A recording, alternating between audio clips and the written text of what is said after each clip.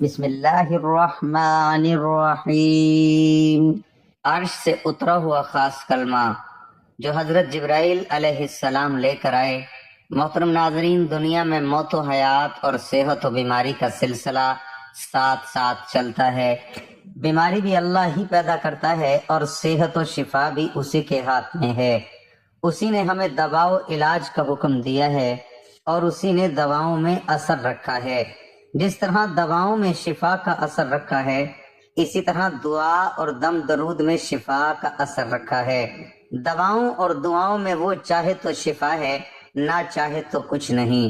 ہر دوا میں ہر وقت ہر ایک کے لیے شفا ہی ہوتی تو ہسپتالوں سے علاج کے بعد شفا یاب ہو کر ہی نکلتا، کسی کی میت گھر نہ پہنچتی۔ یہی حال دم درود اور جھاڑ پھونک کا ہے، جسے صحیح تشخیص کے بعد معیاری دواؤں کے استعمال سے امید کی جا سکتی ہے کہ مریض شفا یاب ہو۔ اسی طرح اللہ تعالیٰ کے نام و کلا سے کسی بیماری کو کسی بھی بیماری سے شفا یاب ہونے کے لیے قرآن و حدیث میں موجود پاک کلام سے جھاڑ پھونک یعنی دم کرنے سے مریض کے شفا یاب ہونے کی کبھی امید کی جا سکتی ہے۔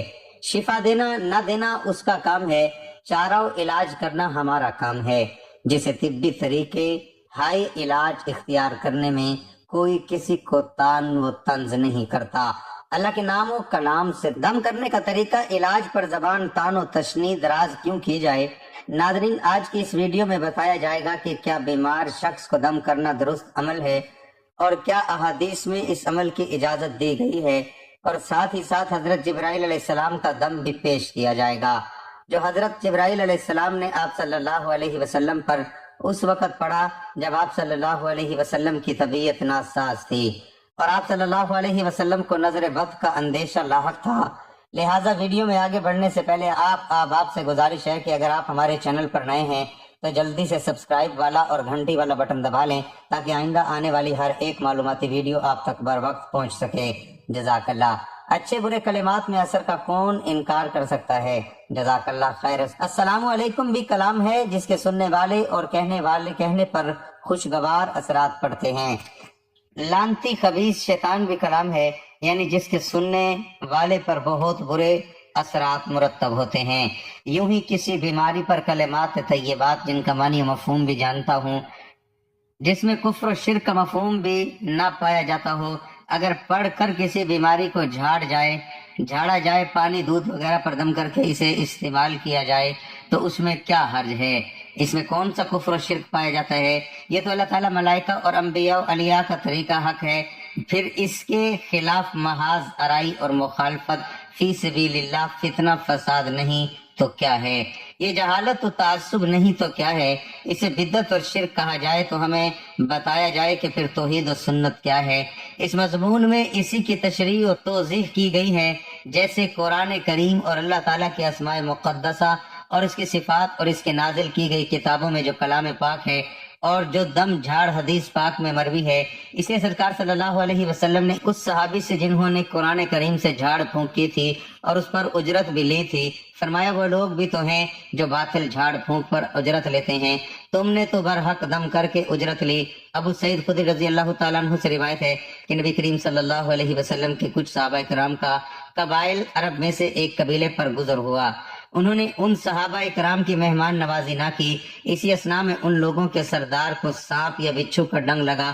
بستی والوں نے کہا، تمہارے پاس کوئی دوا یا دم کرنے والا ہے؟ صحابہ کرام نے جواب دیا، تم نے ہماری مہمان نوازی نہیں کی، کھانا نہیں کھلایا، ہم بھی دم نہیں کریں گے جب تک بکریوں کا پورا ریوڑ ہمیں نہ دو۔ اب ان لوگوں نے بکریوں کا ریوڑ ان حضرات کو دیا۔ حضرت ابو سعید خدری رضی اللہ تعالیٰ عنہ نے سورۃ فاتحہ پڑھ کر دم جھاڑ شروع کر دیا۔ لعاب دہن جمع کر کے زخم پر لگاتے جاتے، وہ شخص ٹھیک ہو گیا۔ بکریوں کا ریوڑ اس کے سپرد کرنے لگے تو صحابہ کرام نے کہا، ہم نبی کریم صلی اللہ علیہ وسلم سے پوچھے بغیر نہیں لیں گے۔ پھر سرکار صلی اللہ علیہ وسلم سے پوچھا، آپ ہنس پڑے اور فرمایا، تجھے کیسے پتہ چل گیا کہ یہ دم ہے؟ اور لو، اور میرا حصہ مجھے۔ روایت صحیح بخاری، جبکہ یہی روایت حضرت ابن عباس رضی اللہ تعالیٰ عنہ سے بھی ثابت ہے، لیکن اس میں بس اتنا اضافہ ہے کہ ساتھیوں نے اسے ناپسند کیا اور کہا کہ آپ نے اللہ کی کتاب پر اجرت لی ہے، یہاں تک کہ مدینہ منورہ پہنچے اور کہا یا رسول اللہ صلی اللہ علیہ وسلم، ابو سعید خدری نے اللہ کی کتاب پر اجرت لی ہے۔ اس پر رسول اللہ صلی اللہ علیہ وسلم نے فرمایا، بے شک جس چیز پر تم اجرت لینے کے زیادہ حقدار ہو وہ اللہ کی کتاب ہے۔ اور پھر فرمایا یعنی لوگ جادو، شرکیات، شیطانی ٹونے ٹوٹکے اور جھاڑ پھونک کے ذریعے پیسہ کماتے ہیں جو باطل اور شیطانیت ہے۔ تم نے تو ستھرا سودا کیا، قرآن کریم سے دم کیا اور اس پر اجرت لی جو سیدھا راستہ ہے۔ بروایت صحیح بخاری باب نمبر 5 حدیث نمبر 2166۔ محترم حاضرین، آج ہم ایک ایسے موضوع پر گفتگو کریں گے جو ہر انسان کی زندگی سے جڑا ہوا ہے۔ دنیا میں شاید ہی کوئی ایسا شخص ہو جسے کبھی بیماری، پریشانی، غم، خوف، بے سکونی یا مشکل کا سامنا نہ کرنا پڑا ہو۔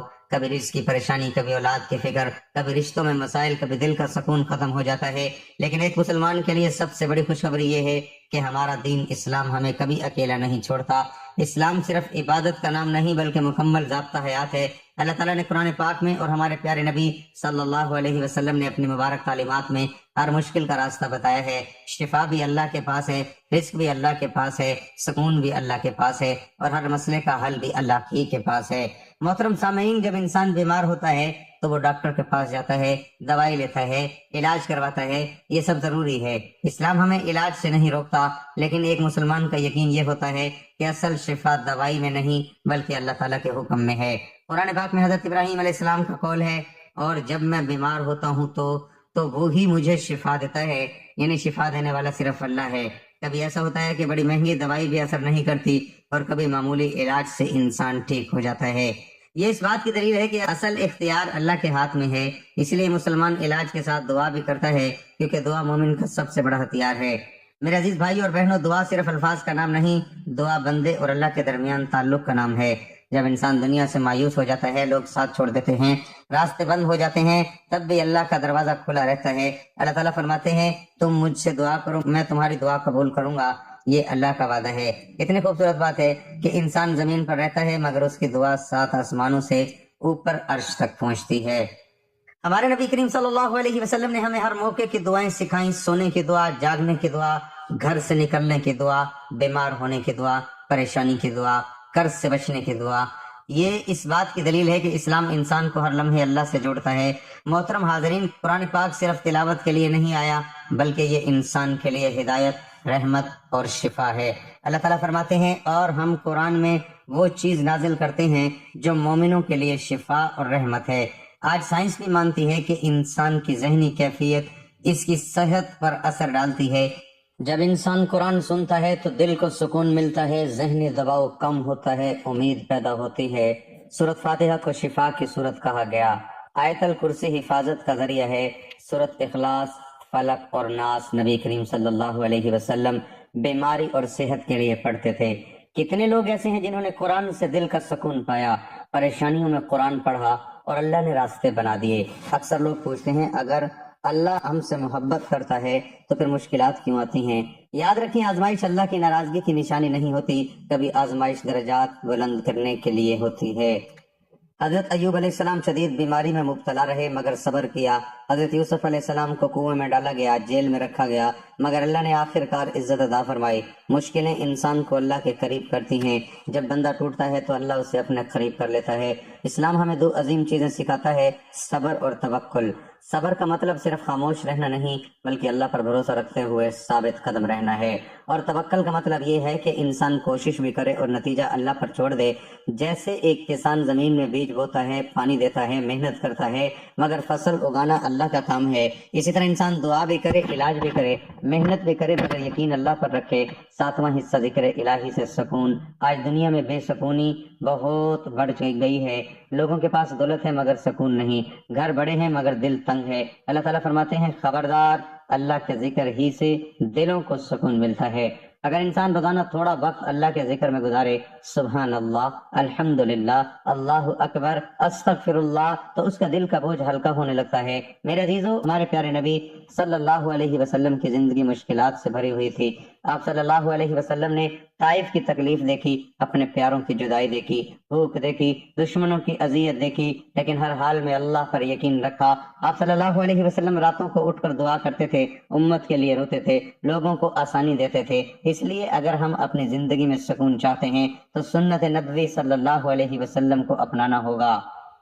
محترم ناظرین، اسلام صرف مسجد تک محدود نہیں، اسلام ہمیں سکھاتا ہے والدین کے ساتھ حسن سلوک، سچ بولنا، حلال رزق کمانا، دوسروں کی مدد کرنا، بیمار کی عیادت کرنا، غریب کا خیال رکھنا۔ جب معاشرے میں یہ چیزیں آتی ہیں تو برکت پیدا ہوتی ہے۔ بعض لوگ مشکلات میں ٹوٹ جاتے ہیں، مایوس ہو جاتے ہیں، لیکن ایک مسلمان کبھی مایوس نہیں ہوتا۔ قرآن پاک میں اللہ فرماتے ہیں، اللہ کی رحمت سے مایوس نہ ہو، کتنی ہی بڑی بیماری ہو، کتنی ہی بڑی مشکل ہو، اللہ چاہے تو ایک لمحے میں حالات بدل سکتا ہے۔ رات جتنی بھی لمبی ہو، صبح ضرور آتی ہے۔ محترم حاضرین، آج کی گفتگو کا خلاصہ یہ ہے کہ شفا اللہ کے ہاتھ میں ہے، دعا مومن کا ہتھیار ہے، قرآن دلوں کی شفا ہے، مشکلات آزمائش ہے، صبر اور توکل کامیابی کا راستہ ہے، ذکر الہی دلوں کو سکون دیتا ہے، اور نبی کریم صلی اللہ علیہ وسلم کی سنت زندگی کا بہترین راستہ ہے۔ آئیے ہم عہد کریں کہ نماز کی پابندی کریں گے، قرآن سے تعلق مضبوط کریں گے، دعا کو اپنی زندگی کا حصہ بنائیں گے، ہر حال میں اللہ پر یقین رکھیں گے۔ اللہ تعالی ہمیں صحیح معنوں میں اسلام پر چلنے کی توفیق عطا فرمائے، ہماری بیماریوں کو شفا دے، ہماری پریشانیاں دور فرمائے، اور ہمارے دلوں کو قرآن کے نور سے روشن فرمائے، آمین یا رب العالمین۔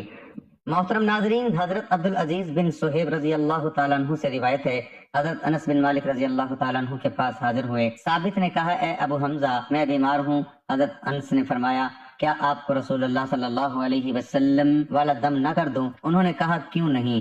انہوں نے یہ دم کیا، اللہم رب الناس اذہب البأس واشفی انت شافی لا شفاء الا شفاؤک شفاء لا یغادر سقما۔ ترجمہ، اے اللہ، لوگوں کے پروردگار، تکلیف دور فرمانے والے، شفا عطا فرما، تو ہی شفا دینے والا ہے، تیرے سوا کوئی شفا دینے والا نہیں، ایسی شفا جو کوئی بیمار نہ چھوڑے۔ روایت صحیح بخاری، باب نمبر 5، حدیث نمبر 2167۔ معزز ناظرین، حسد، جادو اور بری نظر کا وجود حقیقت میں ہے، اور یہ ایک تلخ حقیقت ہے، اور نظر بد بھی لگ جاتی ہے اور جادو ہوتا ہے۔ اس حوالے سے ہم لوگ اس چیز کو چھٹلا نہیں سکتے، کیونکہ قرآن پاک میں بھی اس کا ذکر آیا ہے، اور آپ صلی اللہ علیہ وسلم کی احادیث میں بھی جادو اور نظر بد کے بارے میں بات کی گئی ہے۔ اگر آپ کو لگتا ہے کہ آپ کو نظر بد ہو گئی ہے یا آپ پر کسی طرح کا جادو کا اثر ہے، تو آپ کو چاہیے کہ سورۃ الناس اور سورۃ الفلق کی کثرت سے تلاوت کیا کریں، اور اللہ تعالیٰ سے نظر بد کے حوالے سے بے پناہ مانگا کریں، کیونکہ آپ صلی اللہ علیہ وسلم کی ایک حدیث کا مفہوم کچھ اس طرح سے ہے کہ نظر بد انسان کو قبر میں پہنچا دیتی ہے۔ ایک دفعہ کا ذکر ہے کہ حضرت جبرائیل علیہ السلام آپ صلی اللہ علیہ وسلم کے پاس تشریف لے کر آئے، اور آپ صلی اللہ علیہ وسلم کی طبیعت کچھ ناساز تھی، تو انہوں نے آپ صلی اللہ علیہ وسلم کو ایک دعا پڑھ کر دم کیا، جس کے بعد آپ صلی اللہ علیہ وسلم صحت یاب ہو گئے۔ ناظرین، حضرت جبرائیل علیہ السلام جو آسمانوں کے سب سے معتبر فرشتے ہیں، جو اللہ تعالیٰ کے پیغامات انبیاء تک پہنچاتے رہے، جنہیں قرآن میں روح الامین کہا گیا۔ محترم ناظرین، قیامت سے پہلے ان کا اللہ تعالیٰ نے اس کائنات میں بے شمار مخلوقات پیدا فرمائیں۔ ان میں انسان، جنات، جانور اور فرشتے شامل ہیں۔ فرشتے نور سے پیدا کیے گئے، جیسے کہ حدیث میں آتا ہے کہ فرشتوں کو نور سے پیدا کیا گیا۔ فرشتے اللہ کی نافرمانی نہیں کرتے، وہ صرف اللہ کے حکم پر عمل کرتے ہیں۔ انہی فرشتوں میں سب سے عظیم فرشتوں میں سے ایک ہے حضرت جبرائیل علیہ السلام۔ حضرت جبرائیل علیہ السلام کو عربی میں جبرائیل یا جبرائیل کہا جاتا ہے۔ قرآن مجید میں اللہ تعالیٰ نے ان کا ذکر کئی مقامات پر فرمایا۔ اللہ تعالیٰ فرماتے ہیں، اسے روح الامین نے آپ کے دل پر نازل کیا، یعنی قرآن لے کر آنے والے حضرت جبرائیل علیہ السلام تھے۔ ان کا سب سے بڑا منصب یہ تھا کہ وہ اللہ کے وحی انبیاء تک پہنچاتے تھے، اسی لیے انہیں فرشتوں کا سردار، وحی کا فرشتہ، روح الامین کہا جاتا ہے۔ ناظرین، حضرت جبرائیل علیہ السلام کی طاقت عام تصور سے کہیں زیادہ عظیم ہے۔ احادیث میں آتا ہے کہ ان کے 600 پر ہیں، ایک پر سے آسمان بھر جاتا ہے۔ نبی کریم صلی اللہ علیہ وسلم نے انہیں اصل شکل میں صرف 2 مرتبہ دیکھا۔ جب آپ صلی اللہ علیہ وسلم نے پہلی بار دیکھا تو پورا افق ان کے نور سے بھر گیا تھا۔ سوچئے، جو فرشتے پورے آسمان کو ڈھانپ لے، اس کی طاقت کتنی عظیم ہوگی۔ حضرت جبرائیل علیہ السلام صرف 3 نبی کریم صلی اللہ علیہ وسلم کے پاس آئے، بلکہ تقریباً تمام انبیاء کے پاس وحی لے کر آتے رہے، اللہ کے احکامات اور تعلیمات پہنچائیں، جب نمرود نے آگ جلائی تو حضرت جبرائیل علیہ السلام آئے اور مدد کی پیشکش کی، لیکن حضرت ابراہیم علیہ السلام نے فرمایا مجھے اللہ کافی ہے، اور پھر آگ ٹھنڈی ہو گئی۔ حضرت لوط علیہ السلام کی قوم پر عذاب لانے والے فرشتوں میں حضرت جبرائیل علیہ السلام بھی شامل تھے۔ روایت میں آتا ہے کہ انہوں نے پوری بستی کو اپنے پر کے ذریعے الٹا کر دیا۔ حضرت موسیٰ علیہ السلام فرعون کے خلاف اللہ کی مدد میں بھی حضرت جبرائیل علیہ السلام شامل تھے۔ حضرت عیسیٰ علیہ السلام حضرت مریم علیہ السلام کے پاس بشارت لے کر آنے والے بھی حضرت جبرائیل علیہ السلام تھے۔ قرآن میں اس واقعے کا بہت خوبصورت ذکر موجود ہے۔ محترم ناظرین، نبی کریم صلی اللہ علیہ وسلم غار حرا میں عبادت فرمایا کرتے تھے۔ ایک رات جب آپ صلی اللہ علیہ وسلم غار میں موجود تھے، اچانک ایک نورانی مخلوق ظاہر ہوئی۔ وہ جبرائیل علیہ السلام تھے۔ انہوں نے کہا اقرا، یعنی پڑھیے۔ یہی پہلی وحی تھی۔ نبی کریم صلی اللہ علیہ وسلم گھبرا گئے۔ حضرت جبرائیل علیہ السلام نے 3 مرتبہ فرمایا اقرا، پھر سورۃ علق کی ابتدائی آیات نازل ہوئی۔ یہی لمحہ انسانیت کی تاریخ کا سب سے عظیم لمحہ ہے۔ حضرت جبرائیل علیہ السلام مختلف انداز میں وحی لے کر آتے تھے۔ کئی بار وہ ایک خوبصورت صحابی حضرت دہیہ کلبی رضی اللہ تعالیٰ عنہ کی شکل میں آتے تھے، کبھی وہی گھنٹی کی آواز کی طرح آتی۔ یہ نبی کریم صلی اللہ علیہ وسلم پر بہت بھاری ہوتی تھی۔ سردیوں میں بھی آپ صلی اللہ علیہ وسلم کے جسم مبارک پر پسینہ آ جاتا تھا۔ 2 مرتبہ نبی صلی اللہ علیہ وسلم نے انہیں اصل شکل میں دیکھا، ایک بار غار حرا کے قریب اور دوسری بار شب معراج میں۔ مشہور حدیث جبرائیل علیہ السلام کی سب سے مشہور احادیث میں سے ایک ہے، حدیث جبرائیل۔ ایک دن ایک اجنبی شخص سفید کپڑوں میں آیا، بال انتہائی سیاہ تھے۔ وہ نبی کریم صلی اللہ علیہ وسلم کے سامنے بیٹھ گیا۔ اس نے سوالات کیے، اسلام کیا ہے، ایمان کیا ہے، احسان کیا ہے، قیامت کب آئے گی؟ صحابہ حیران تھے کہ یہ شخص کون ہے۔ بعد میں نبی کریم صلی اللہ علیہ وسلم نے فرمایا یہ جبرائیل ہے، تمہیں دین سکھانے آئے تھے۔ یہ حدیث اسلام کی بنیاد سمجھی جاتی ہے۔ شب معراج کا واقعہ انتہائی عظیم ہے۔ حضرت جبرائیل علیہ السلام نبی کریم صلی اللہ علیہ وسلم کو لے کر بیت المقدس گئے، پھر آسمانوں سے سیر کروائی۔ ہر آسمان پر انبیاء سے ملاقات ہوئی، پھر وہ سدرۃ المنتہا تک پہنچے۔ یہاں حضرت جبرائیل علیہ السلام رک گئے۔ انہوں نے فرمایا اگر میں ایک بھی قدم آگے بڑھا تو جل جاؤں گا۔ اس کے بعد نبی کریم صلی اللہ علیہ وسلم تنہا آگے تشریف لے گئے۔ یہ مقام نبی صلی اللہ علیہ وسلم کی عظمت کو ظاہر کرتا ہے۔ غزوہ بدر اسلام کی پہلی بڑی جنگ تھی۔ مسلمان تعداد میں کم تھے، وسائل بھی محدود تھے، لیکن اللہ نے فرشتے نازل فرمائے۔ حضرت جبرائیل علیہ السلام بھی اس مدد میں شامل تھے، اس لیے مسلمانوں کو عظیم فتح حاصل ہوئی۔ رمضان المبارک میں ہر سال حضرت جبرائیل علیہ السلام نبی کریم صلی اللہ علیہ وسلم کے ساتھ قرآن پڑھتے تھے۔ آخری رمضان میں 2 مرتبہ قرآن ہوا۔ یہ اس بات کی علامت بھی تھی کہ نبی صلی اللہ علیہ وسلم کا وصال قریب ہے۔ اتنی عظیم طاقت کے باوجود حضرت جبرائیل علیہ السلام اللہ سے بہت ڈرتے ہیں۔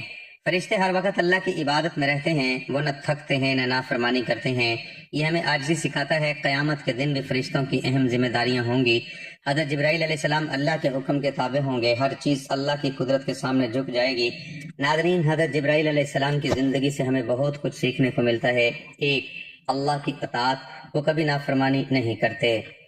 2، امانت داری، انہوں نے اللہ کی وحی پوری امانت کے ساتھ پہنچائی۔ 3، علم کی اہمیت، پہلا لفظ اقرا تھا، یعنی علم حاصل کرنا اسلام میں بہت اہم ہے۔ 4، عاجزی، اتنی طاقت کے باوجود عاجزی اختیار کی۔ ناظرین، حضرت جبرائیل علیہ السلام صرف ایک فرشتہ نہیں بلکہ ایک وحی کی امین ہیں۔ انہوں نے انبیاء کی مدد کی، قرآن پہنچایا، نبی صلی اللہ علیہ وسلم کی رہنمائی کی اور اسلام کی تعلیمات انسانوں تک پہنچانے میں عظیم کردار ادا کیا۔ اللہ تعالی ہمیں بھی دین کو سمجھنے اور اس پر عمل کرنے کی توفیق عطا فرمائے، آمین۔ محترم ناظرین، اب چلتے ہیں وظیفے کی جانب۔ ایک دفعہ کا ذکر ہے کہ حضرت جبرائیل علیہ السلام آپ صلی اللہ علیہ وسلم کے پاس تشریف لے کر آئے اور آپ صلی اللہ علیہ وسلم کی طبیعت کچھ ناساز تھی، تو انہوں نے آپ صلی اللہ علیہ وسلم کو ایک دعا پڑھ کر دم کیا ہے، جس کے بعد آپ صلی اللہ علیہ وسلم صحت یاب ہو گئے۔ وہ دعا یہ تھی، بسم اللہ ارقیک من کل شیء یؤذیک من شر کل نفس او عین حاسد اللہ یشفیک بسم اللہ ارقیک۔ اور اس دعا کا ترجمہ کچھ اس طرح سے ہے کہ میں اللہ کے نام سے آپ کو دم کرتا ہوں، ہر اس چیز سے حفاظت کے لیے جو آپ کو تکلیف دے، ہر نفس، ہر حسد کرنے والی آنکھ کے شر سے۔ میں اللہ کے نام سے آپ کو دم کرتا ہوں۔ اس کے علاوہ حضرت عائشہ رضی اللہ تعالیٰ عنہ سے روایت ہے کہ آپ صلی اللہ علیہ وسلم بیمار ہو جاتے یا آپ صلی اللہ علیہ وسلم کی طبیعت کچھ ناساز ہوتی تو حضرت جبرائیل علیہ السلام آپ صلی اللہ علیہ وسلم کے پاس تشریف لاتے تھے اور آپ کو دم کر دیا کرتے تھے۔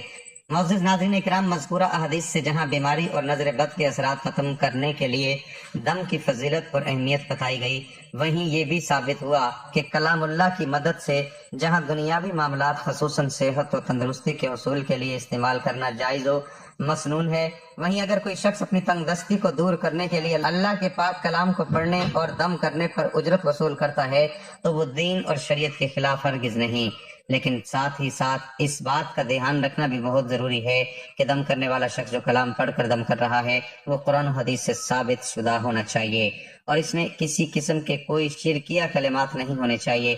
ناظرین، میری آج کی یہ معلوماتی ویڈیو اگر آپ کو پسند آ جائے تو براہ کرم اسے لائک اور شیئر کر دیجیے اور میرے اسلامی اور اصلاحی چینل کو سبسکرائب کر لیجیے۔ جزاک اللہ خیرا کثیر۔ اللہ ہم سب کا حامی و ناصر ہو۔ آمین آمین ثم آمین۔